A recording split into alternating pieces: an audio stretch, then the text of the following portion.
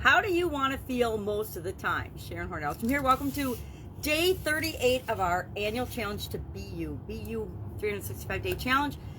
And we're going to do one thing every day that improves us, makes us. This month we're focusing on, or this segment, we are focusing on emotional well-being, emotional health. Now I have these little duckies because yesterday was my granddaughter's birthday and she had a ducky themed birthday party, so I ordered her, of course, 100 ducks, 100 little rubber ducks. So we have a plethora of rubber ducks. Not all the kids remembered to take them yesterday, but we'll find ways and creative ways to use ducks because I think they're hilarious. We've got the bandit duck, the sheep duck, the lion duck, the superhero duck, and I guess in the party duck, of course. We all get to decide what kind of duck we're going to be.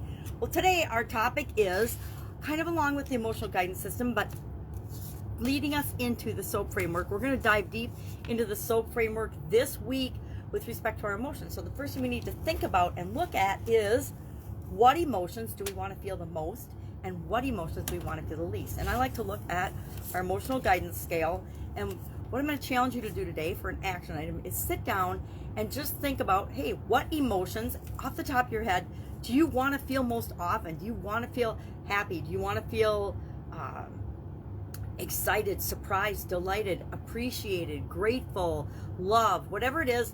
Put those in one column. In the other column, put all the emotions you would be perfectly happy to not feel very often. We're going to probably feel all of them at some time, but you would choose not to feel them very often if you absolutely have control over it. I would say grief. I don't like feeling grief. I don't like feeling doubt, worry, fear. I don't know about you, but I don't like to be afraid or afraid of stuff. That's why I don't like bugs and snakes, but there's things that, and so fear would be one for me. I'm going to challenge you today to make those two quick lists and then look at where are they on the emotional guidance system scale. Where do they fall on the emotional guidance scale? I already know some of them, but some of them I'm not so sure. Like, I didn't realize that, what was I thinking about today?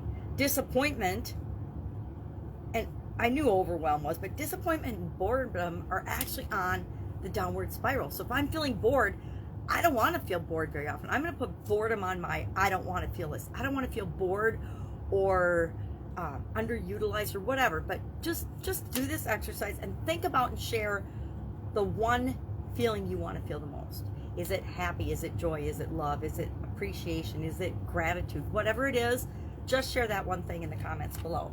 Now, I'm going to do that. I would say love always ends up at the top of my love, appreciation, gratitude always end up on my personal I want to feel the most. And happy and joy, they're there too, but I don't need to feel joyous all the time. It's just not my thing. I guess I'm a more laid back, serious person, and I want to be happy, but I don't have to be ecstatically happy, right? I just want to feel happy, content, satisfied, comfortable. Now, we'll talk about comfortable later on as we're talking about things, because I grew up believing and feeling like I always want to be comfortable. And that sounds like a good thing, but it also puts a ceiling on what I will and will not do, where I live, things like that. And if I'm choosing comfort and staying comfortable and staying in my comfort zone, I'm not learning and growing and stretching and improving.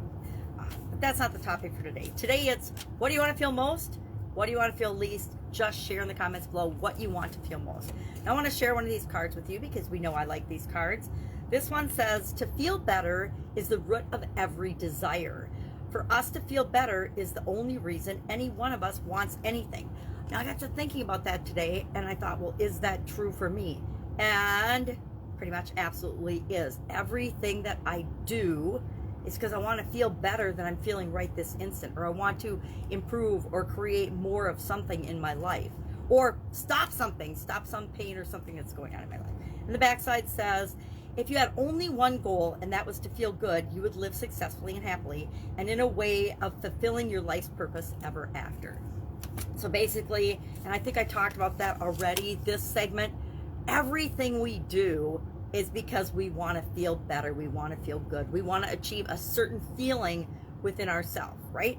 We like to think that we're these subjective thinking, rational beings, but we absolutely positively aren't. Just like any other creature, we do things instinctually, and our emotions and our feelings are instinctual. They are at a biological level, not just a thinking level. They don't get to our thinking level until we've had the emotion, we've experienced it in our body, then we feel something and we notice it in our subconscious. Then if it's important enough, our conscious will pay attention to it. Then we can start thinking about it and describing it and making excuses for it, or choosing to continue to feel it, or choosing to say, hey, hold the phone, wait a minute. Yeah, I'm scared, but there's really nothing to be afraid of. There's not a tiger chasing me. There's not a lion chasing me. There's not a bear chasing me. I'm cool. I'm good. I'm just making this up in my head to be something scary and fearful and worse than it actually is. So what are we doing today? Getting ready for the soul framework tomorrow. We will hop into the soul framework for emotions tomorrow. So what we need to do is we need to know, what do we want? What emotion do we want to work on and apply the soul framework to? You can apply it to a positive one, or you can apply it to a negative one. If there's something that's really bothering you and you're experiencing it more than you want to, and you want to eliminate from your life, use the soul framework to do that starting tomorrow. If there's something your life's pretty good, you're not feeling anything super extreme, but there's something that you want more of, and that's why I say find the most and find the least. If there's something you want more of, then we'll do the soul framework with that for your life.